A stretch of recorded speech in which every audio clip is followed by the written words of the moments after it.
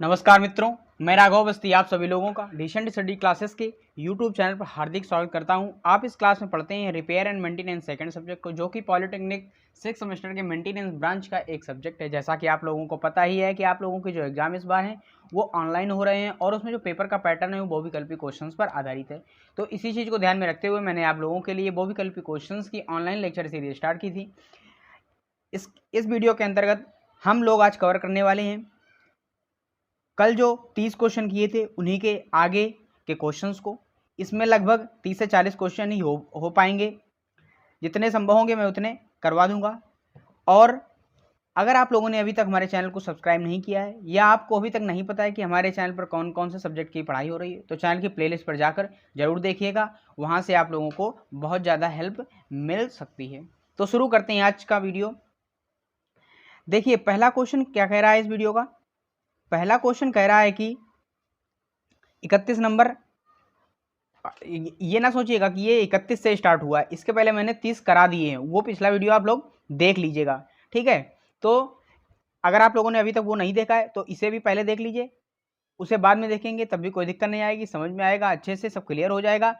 तो देखते हैं क्वेश्चन क्या कह रहा है। सही स्थान का चुनाव करने के लिए निम्न में से कौन सा पहला कदम उठाया जाता है। तो सही स्थान का मतलब क्या है कि जो भी हम इंडस्ट्री वगैरह लगा रहे होते हैं या फिर कोई वर्क स्टार्ट कर रहे होते हैं, तो हम लोग उसके लिए जो स्थान चूज करते हैं तो उसके लिए हमें पहला कदम कौन सा उठाना चाहिए। तो जो हमारा पहला कदम होता है वो होता है क्या, स्थान विकल्पों के मूल्यांकन के लिए स्टैंडर्ड तय करें। जो भी आपके स्थान विकल्प हैं, कौन कौन से विकल्प होंगे, उनके लिए क्या है, हमें एक स्टैंडर्ड तय करना चाहिए, मूल्यांकन करना चाहिए उन स्थानों का कि ये हमारे लिए लाभदायक है, ये हमारे लिए हानिकारक है। तो बी नंबर का 31 नंबर का बी नंबर बिल्कुल करेक्ट हो जाएगा। आप लोग इसे नोट कर लीजिए। अब हम लोग देखते हैं अपना अगला क्वेश्चन। देखिए क्वेश्चन क्या कह रहा है। क्वेश्चन कह रहा है निम्न में से कौन सी तकनीकी सुविधा स्थान के निर्धारण में ट्रांसपोर्टेशन कास्ट पर जोर देती है। कौन सी ऐसी तकनीक है जो आपका ट्रांसपोर्टेशन होता है, मतलब एक स्थान से दूसरे स्थान पर जब हम मटेरियल को भेजते हैं या रॉ मटेरियल या फिर फाइनल प्रोडक्ट को भेजते हैं, तो कौन सी ऐसी तकनीक है जो ट्रांसपोर्टेशन कास्ट पर जोर देती है। तो इसका सी नंबर ऑप्शन बिल्कुल करेक्ट हो जाएगा, केंद्र गुरुत्वाकर्षण तकनीकी। केंद्र गुरुत्वाकर्षण तकनीकी के अंतर्गत इस पर ये जोर दिया जाता है। तो 32 नंबर का सी नंबर बिल्कुल करेक्ट आंसर हो जाएगा। अब हम लोग देखते हैं अपना अगला क्वेश्चन। देखिए क्वेश्चन 33 नंबर कह रहा है ट्रांसपोर्टेशन कास्ट मुख्य रूप से निम्नलिखित कारकों में किस पर निर्भर करती है। जो आपकी ट्रांसपोर्टेशन कास्ट होती है, जो ये कारक दिए गए हैं, इनमें वो किस पर निर्भर करती है। तो 33 नंबर का डी नंबर ऑप्शन बिल्कुल करेक्ट हो जाएगा। ये उपरोक्त सभी, पहला क्या है, दूरी, दूसरा है माल का वजन, तीसरा है ट्रांसपोर्टेशन के लिए आवश्यक समय। तो दूरी भी निर्भर करती है, भाई कितनी दूर ले जाना है, कितना पास में है, कैसे रोड है। माल का वजन, जो गाड़ी पर लोड है, कितना मटेरियल लोड किया गया है, उस पर भी निर्भर करती है। और सी नंबर ट्रांसपोर्टेशन के लिए आवश्यक समय, जो समय दिया गया है उसके अंतर्गत कार्य हो रहा है या नहीं हो रहा है। तो जो 33 नंबर का डी नंबर ऑप्शन है वो उपरोक्त सभी बिल्कुल करेक्ट है। आप लोग इसे नोट कर लीजिए। अब हम लोग देखते हैं अपना अगला क्वेश्चन। देखिए क्वेश्चन 34 नंबर क्या कह रहा है, सॉरी, निम्नलिखित में से किस साइट के चयन की तकनीकी में 0 से 1 के बीच जो आपकी वेटेज होता है उन कारकों को प्रदान किया जाता है जो इसके स्थान निर्णय को प्रभावित करते हैं। 0 से 1 के बीच का जो भी आपका वेटेज होता है वो किन कारकों को प्रदान किया जाता है। तो 34 नंबर का ए नंबर ऑप्शन बिल्कुल करेक्ट हो जाएगा, स्थान रेटिंग फैक्टर तकनीकी। जो स्थान रेटिंग फैक्टर तकनीकी होती है उसके अंतर्गत ये काम किया जाता है। तो 34 नंबर का ए नंबर बिल्कुल हो जाएगा करेक्ट। आप लोग इसे नोट कर लीजिए। अब हम लोग देखते हैं अपना अगला क्वेश्चन। 35 नंबर क्वेश्चन कह रहा है निम्न में से कौन सा उत्पादन देरी का कारण नहीं बनता है। इसमें जो कारण दिए गए हैं वो उत्पादन देरी के कारण दिए गए हैं कि किस तरीके से होती है, लेकिन इसमें एक ऑप्शन ऐसा है जो उत्पादन देरी का कारण नहीं बनता है या फिर उत्पाद को बनने में टाइम नहीं लगाता है। तो 35 नंबर का डी नंबर ऑप्शन बिल्कुल करेक्ट हो जाएगा, न्यूनतम सामग्री हैंडलिंग। क्या चीज? न्यूनतम सामग्री हैंडलिंग। जो आपकी न्यूनतम सामग्री हैंडलिंग होती है वही ऐसा एक कारक है जो उत्पाद की देरी में निर्भर नहीं करती है। तो ये बिल्कुल करेक्ट हो जाएगा, डी नंबर पे आप लोग टिक कर लीजिए। अब हम लोग यहीं पर देख लेते हैं 36 नंबर क्वेश्चन। क्वेश्चन देखिए, कह रहा है प्रोसेस लेआउट को डैश डैश डैश के रूप में भी जाना जाता है। हम लोग प्रोसेस लेआउट को और किस नाम से जानते हैं, ये पूछा गया है। तो इसका बी नंबर ऑप्शन बिल्कुल करेक्ट हो जाएगा। कौन सा? सॉरी, डी नंबर ऑप्शन बिल्कुल करेक्ट हो जाएगा, ऊपर दिया गया है।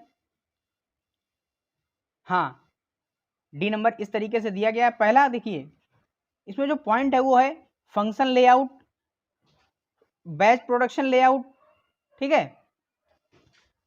और जो आंसर दिया गया है वो है स्ट्रेट लाइट लेआउट। और डी नंबर ऑप्शन जो है दोनों ए और बी। तो आपका डी नंबर बिल्कुल करेक्ट हो जाएगा, ए और बी दोनों होते हैं। तो आप लोग 36 नंबर का डी नंबर ऑप्शन बिल्कुल करेक्ट कर लेंगे। अब हम लोग देखते हैं अपना अगला क्वेश्चन। देखिए क्वेश्चन अगला कह रहा है कि निम्न में से कौन सा सुविधा लेआउट इंटरमिटेंट टाइप के उत्पादन के लिए सबसे उपयुक्त है, जो एक ही उत्पादन लाइन का उपयोग करके कई मिश्रित उत्पादों के निर्माण की एक विधि है। तो इसका जो आंसर हो जाएगा 37 नंबर का, वो बी नंबर बिल्कुल करेक्ट हो जाएगा। कौन सा? प्रक्रिया लेआउट। तो इसका प्रक्रिया लेआउट बिल्कुल आंसर करेक्ट हो जाएगा, आप लोग इसे नोट कर लीजिए। अब हम लोग देखते हैं अपना अगला क्वेश्चन। देखिए क्वेश्चन 38 नंबर क्या कह रहा है, निम्न में से किस प्रकार के लेआउट में सामग्रियों को पहली मशीन में फीड किया जाता है और तैयार उत्पाद अंतिम मशीन से निकलते हैं। तो कौन सा प्रकार है लेआउट का जो सामग्रियों को मशीन में फीड किया जाता है और उत्पाद अंतिम मशीन से निकलते हैं? तो 38 नंबर का ए नंबर बिल्कुल करेक्ट हो जाएगा, ये प्रोडक्शन लेआउट होता है। प्रोडक्शन लेआउट के अंतर्गत क्या करते हैं, हम लोग सामग्री को पहली मशीन में फीड कर देते हैं और वह उत्पाद के रूप में अंतिम मशीन में हमें प्राप्त हो जाती है। तो 38 नंबर का ए नंबर ऑप्शन बिल्कुल करेक्ट हो जाएगा। अब हम लोग देखते हैं अपना अगला क्वेश्चन। देखिए क्वेश्चन अगला क्या कह रहा है 39 नंबर, निम्नलिखित में से कौन सा उत्पाद लेआउट का उपयोग करने का लाभ नहीं है। इनमें ऐसे ऑप्शन दिए गए हैं कि जो उत्पाद करने के लाभ हैं, कोई एक ऐसा ऑप्शन है जो उत्पाद करने का लाभ नहीं है। तो 39 नंबर का सी नंबर जो ऑप्शन दिया गया है वही ऐसा एक कारण है या फिर कारक है जो कि उत्पाद लेआउट का उपयोग है करने का लाभ नहीं है। तो विशिष्ट पर्यवेक्षण आवश्यकता। कौन सा? विशिष्ट पर्यवेक्षण आवश्यकता। तो 39 नंबर का सी नंबर बिल्कुल करेक्ट हो जाएगा, आप लोग इसे नोट कर लीजिए। अब हम लोग देखते हैं अपना अगला क्वेश्चन। देखिए 40 नंबर क्वेश्चन कह रहा है, निम्न में से कौन सा उद्योग कच्चे माल के आसपास के क्षेत्र में स्थित होना चाहिए। जो ऐसा कौन सा उद्योग है या बोल सकते कौन सा ऐसा कच्चा माल है जो उद्योग के आसपास होना चाहिए। तो पहला क्या है? साइकिल, दूसरा टीवी, तीसरा सिलाई मशीनें, चौथा डी नंबर है इसका स्टील मिल। तो ये तीनों ऑप्शन से आपका उद्योग का कोई संबंध नहीं है। साइकिल से उद्योग में भी कोई काम नहीं होता है, टीवी से तो कुछ होता ही नहीं जानते, और मशीन से सिलाई की जाती है। तो ये उद्योग के पास क्या है? Steel mill. स्टील मिल से क्या होता है, आप जो भी प्रोडक्शन करेंगे वो स्टील के पदार्थ के बन रहे होंगे।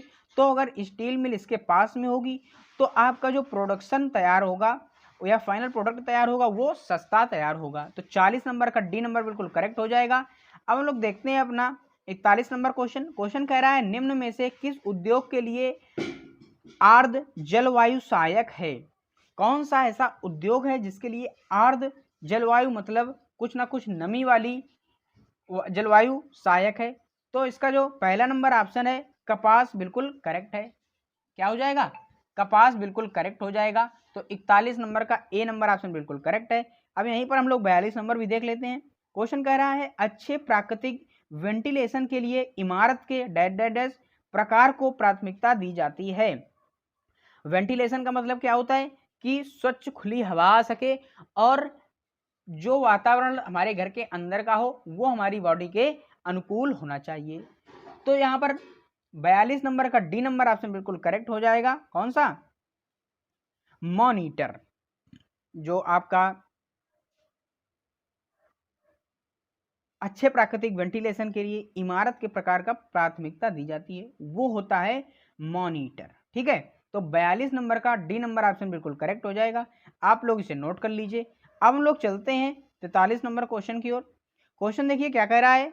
फाउंड्री और स्टील मिलों के लिए इमारतें अक्सर होती हैं। फाउंड्री मतलब जहां पर मोल्ड वगैरह बन रहा होता है या फिर जहां पर ढलाई हो रही होती है। ढलाई साला आप लोग पढ़ भी चुके हैं पिछले सेमेस्टर में। और स्टील मिलों का मतलब क्या है, जहां पर स्टील का कार्य हो रहा हो। तो वहां पर इमारतें अक्सर होती हैं, किस तरीके से की होती हैं, फ्लैट छत वाली होती हैं, सॉटूथ वाली होती हैं, हाईवे होती हैं या बोर स्ट्रिपिंग होती हैं। तो जो 43 नंबर का आंसर है वो सी नंबर बिल्कुल करेक्ट है, हाईवे टाइप की छतें होनी चाहिए। ठीक है, तो आप लोग ये अच्छे से समझ गए होंगे। अब लोग यहीं पर देख लेते हैं 44 नंबर क्वेश्चन। क्वेश्चन देखिए क्या कह रहा है। बहुमंजिला इमारत के लिए निम्न में से कौन सा सही नहीं है। बहुमंजिला मतलब 2 या 2 से अधिक मंजिल वाली, 4 मंजिल, 10 मंजिल, 5 मंजिल, ऐसी बिल्डिंगें जो होंगी उन्हें हम लोग बहुमंजिला इमारतें कहेंगे। तो पहला ऑप्शन है उच्च हीटिंग और वेंटिलेशन कास्ट। दूसरा है जल निकासी के लिए छोटा मैदान चलता है। तीसरा है हल्के निर्माण के लिए अपनाया गया। चौथा है छत की मरम्मत। तो यहाँ पर निम्न में से कौन सा सही नहीं है, ऐसा कौन सा ये पॉइंट है जो उच्च छत में या बहुमंजिला इमारत में नहीं होना चाहिए। तो 44 नंबर का ए नंबर ऑप्शन बिल्कुल करेक्ट है, उच्च हीटिंग और वेंटिलेशन कास्ट। इसकी जो हीटिंग और वेंटिलेशन कास्ट होती है वो बहुत ज़्यादा आती है। तो 44 नंबर का ए नंबर ऑप्शन बिल्कुल करेक्ट हो जाएगा। आप लोग इसे नोट कर लीजिए। अब हम लोग देखते हैं 45 नंबर क्वेश्चन। क्वेश्चन कह रहा है ऊर्ध्वाधर और क्षैतिज दिशाओं में उपलब्ध स्थान सबसे प्रभावी रूप से उपयोग किया जाता है डैश डैश डैश के सिद्धांत में जाना जाता है। कौन सा सिद्धांत इसमें दिया गया है। जो ऊर्ध्वाधर और क्षैतिज दिशाओं में उपलब्ध स्थान सबसे प्रभावी रूप से उपयोग किया जाता है, ऊर्ध्वाधर या फिर क्षैतिज स्थान, ये कौन सी प्रमेय में बताया गया था। तो 45 नंबर का ए नंबर बिल्कुल करेक्ट हो जाएगा, क्यूबिक स्पेस यूटिलाइजेशन में। किसमें, क्यूबिक स्पेस यूटिलाइजेशन। तो 45 नंबर का ए नंबर बिल्कुल आंसर करेक्ट हो जाएगा। आप लोग इसे नोट कर लीजिए। अब हम लोग देखते हैं अपना अगला क्वेश्चन। देखिए क्वेश्चन कह रहा है कि यदि किसी उत्पाद के ऑपरेशन में सीक्वेंस के अनुसार सभी प्रोसेसिंग उपकरण और मशीनों की व्यवस्था की जाती है तो लेआउट के रूप में जाना जाता है। अगर क्या है, जो भी आपकी ऑपरेशन या फिर उत्पाद के प्रोसेस वगैरह हो रहे हैं उनका अगर सही व्यवस्था कर दी जाए या फिर उनका जो क्रम है वो बिल्कुल करेक्ट कर दिया जाए तो उनका लेआउट जो होगा किस रूप में जाना जाता है। तो जो आपका 46 नंबर क्वेश्चन है उसका ए नंबर बिल्कुल करेक्ट हो जाएगा, उत्पाद लेआउट। अगर उत्पाद वगैरह के बीच में अच्छा एक समन्वय बना दिया जा रहा है या फिर उन्हें लाइन में कर दिया जा रहा है तो उसे हम लोग क्या बोलते हैं, उत्पाद लेआउट बोलते हैं। तो आप लोग ये समझ गए होंगे अच्छे से। अब हम लोग देखते हैं अपना अगला क्वेश्चन। देखिए क्वेश्चन कह रहा है अगला, निम्न प्रकार का लेआउट बड़ी मात्रा में एक स्थान उत्पाद बनाने के लिए पसंद किया जाता है। जो आपका कौन सा इसमें लेआउट है जो बड़ी मात्रा में एक मानक उत्पाद बनाने के लिए पसंद किया जाता है। मानक उत्पाद का मतलब एक बड़ी मात्रा में जो मास प्रोडक्शन कर रही हो उसके लिए कौन सा ये सही माना जाता है। तो 47 नंबर का ए बिल्कुल करेक्ट हो जाएगा, उत्पाद लेआउट। उत्पाद लेआउट ही अगर सही होगी तभी हमारा जो मास प्रोडक्शन होगा वो हमें अच्छे से और एक्यूरेसी के साथ में जल्दी से प्राप्त हो पाएगा। तो 47 नंबर का ए नंबर ऑप्शन बिल्कुल करेक्ट है। आप लोग इसे नोट कर लीजिए। अब हम लोग देखते हैं अपना अगला क्वेश्चन। देखिए क्वेश्चन 48 नंबर कह रहा है, निम्न प्रकार का लेआउट उत्पादों की कम मात्रा में उत्पाद के लिए पसंद किया जाता है। जो आपका निम्न में से कौन सा लेआउट है नॉन स्टैंडर्ड उत्पादों की, जो भी नॉन स्टैंडर्ड उत्पाद होते हैं उनकी कम मात्रा में उत्पाद के लिए पसंद किया जाता है। तो 48 नंबर का बी नंबर ऑप्शन बिल्कुल करेक्ट हो जाएगा, प्रोसेस लेआउट। कौन सा, प्रोसेस लेआउट। प्रोसेस लेआउट का मतलब क्या होता है कि किस क्रम में हमें कौन सा ऑपरेशन करना है और कौन से सीक्वेंस में कौन सा ऑपरेशन होना है। तो 48 नंबर का बी नंबर बिल्कुल आंसर करेक्ट हो जाएगा। आप लोग इसे टिक कर लीजिए। अब हम लोग देखते हैं अपना अगला क्वेश्चन। देखिए क्वेश्चन अगला कह रहा है कि शिप निर्माण में प्रीफेड टाइप का लेआउट है। जो आपका शिप निर्माण होता है उसमें प्रीफेड टाइप का लेआउट कौन सा है। तो इसका सी नंबर ऑप्शन बिल्कुल करेक्ट हो जाएगा, किसका, फिक्स पोजीशन लेआउट।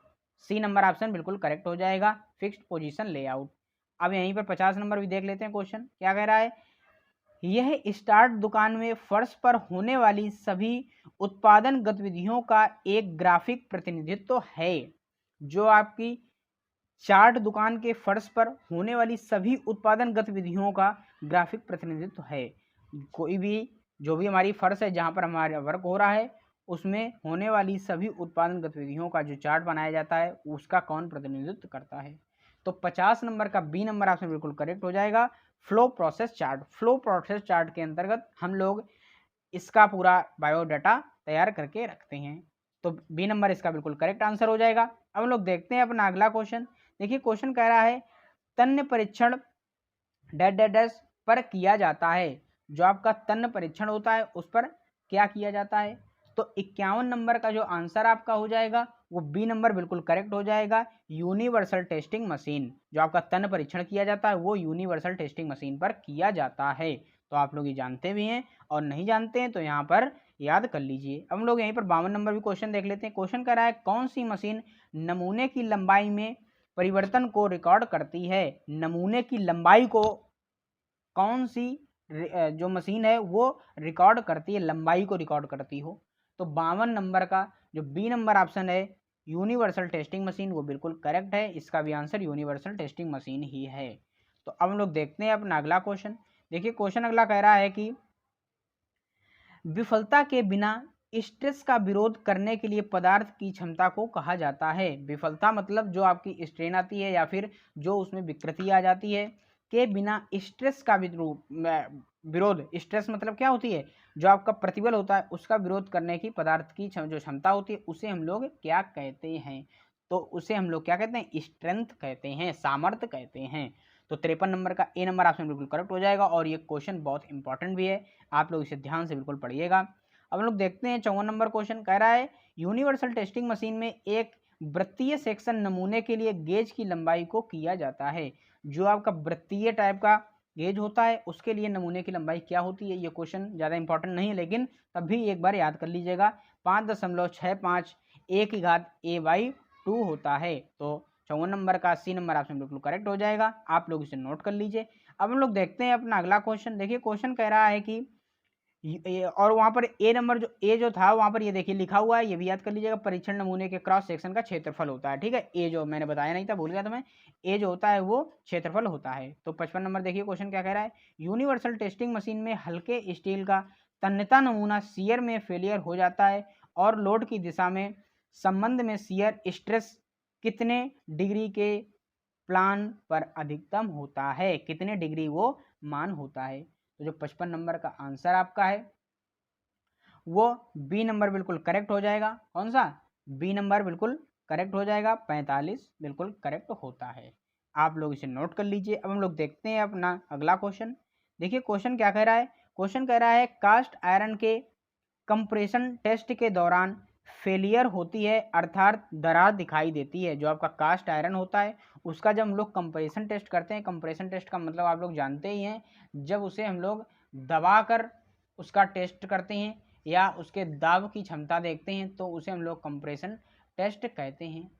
तो उस जो कंप्रेशन टेस्ट में के दौरान फेलियर होती है अर्थात दरार दिखाई देती है उसे हम लोग कहते हैं। तो 56 नंबर का ए नंबर ऑप्शन बिल्कुल करेक्ट हो जाएगा, उसे हम लोग विकर्ण कहते हैं। क्या कहते हैं, विकर्ण कहते हैं। अब हम लोग देखते हैं अपना अगला क्वेश्चन सॉरी क्वेश्चन देखिए क्या कह रहा है, क्वेश्चन कह रहा है कि एक पदार्थ के गुण जो घर्षण या खरोंच के माध्यम से अवरेशन या इंडिकेशन का विरोध करती है के रूप में जाना जाता है।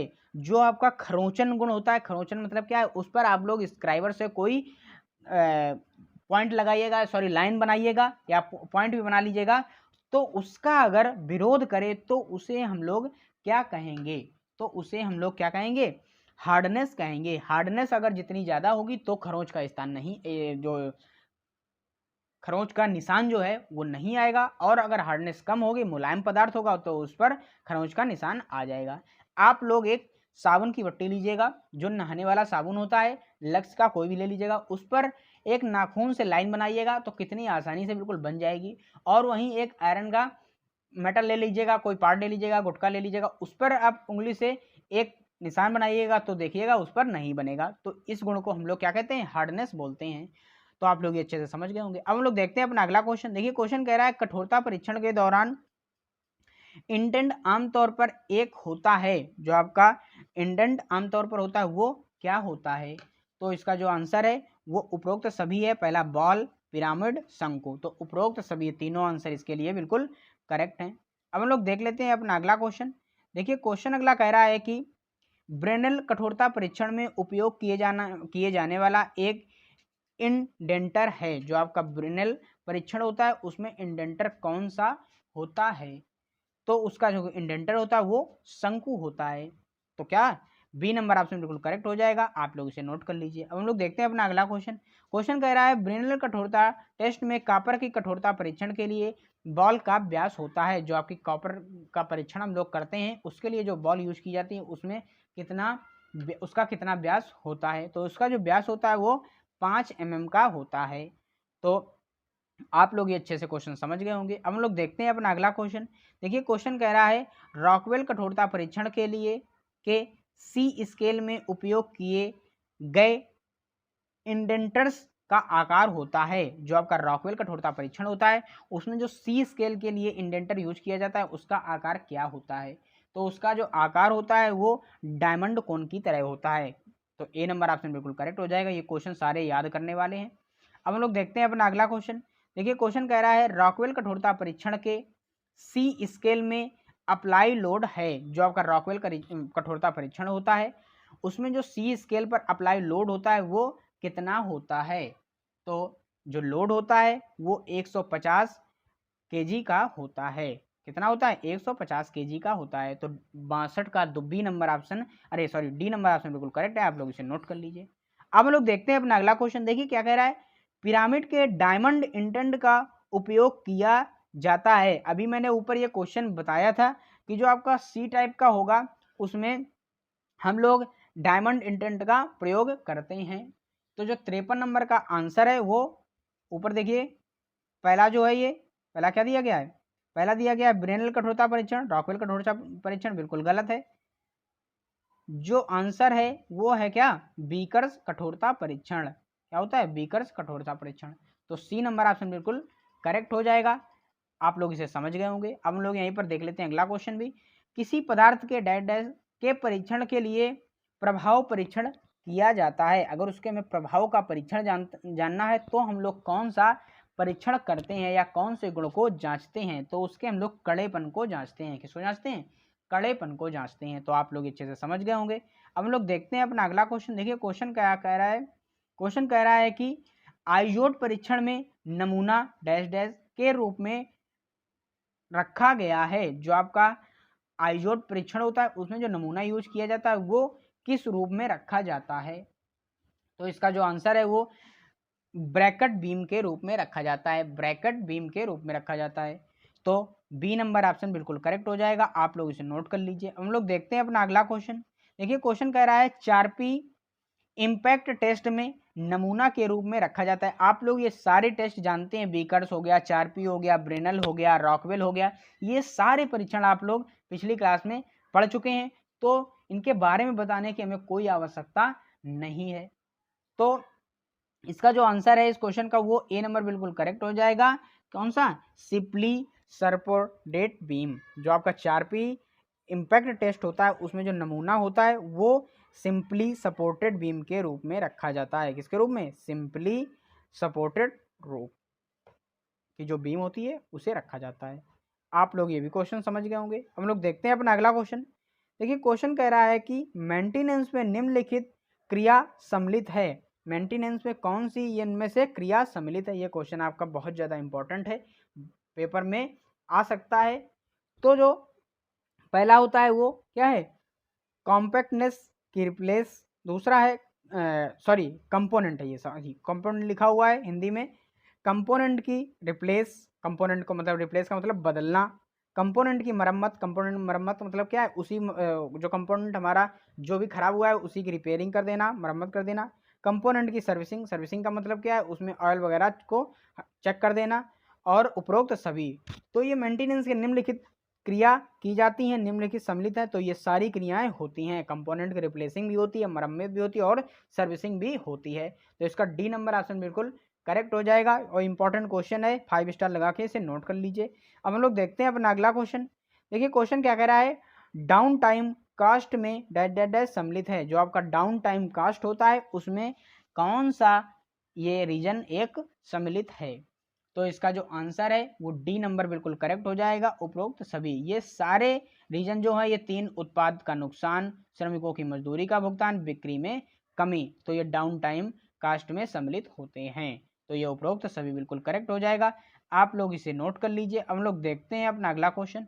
देखिए क्वेश्चन कह रहा है कि निम्नलिखित मेंटेनेंस का वर्गीकरण नहीं है।